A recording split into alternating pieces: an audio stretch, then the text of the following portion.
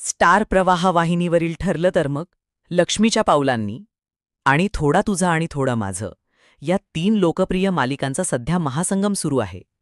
या महासंगमाच्या पुढील भागाच्या प्रोमोमध्ये आपण पाहणार आहोत की सायली आणि अद्वैत मंदिरात देवीची प्रार्थना करत असतात. त्यांना लवकरात लवकर कला मिळावी अशी त्यांची इच्छा असते.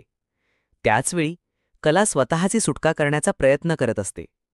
दुसरीकडे काही गुंड गायत्रीची मावशी कुमुद हिच्या घरी येतात. ते कुमुदचे हातपाय बांधून तिला पोत्यात भरून घेऊन जातात आणि एका ठिकाणी डांबून ठेवतात.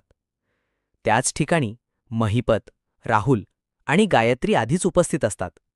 ह्या तिघांना पाहून कुमुद त्यांना मला मारू नका अशी विनंती करते. मंदिरात सायली आणि अद्वैतला तेजस आणि मानसी सुद्धा येऊन मिळतात. ते सगळे प्रार्थना करत असतानाच सायलीला कलाचा फोन येतो.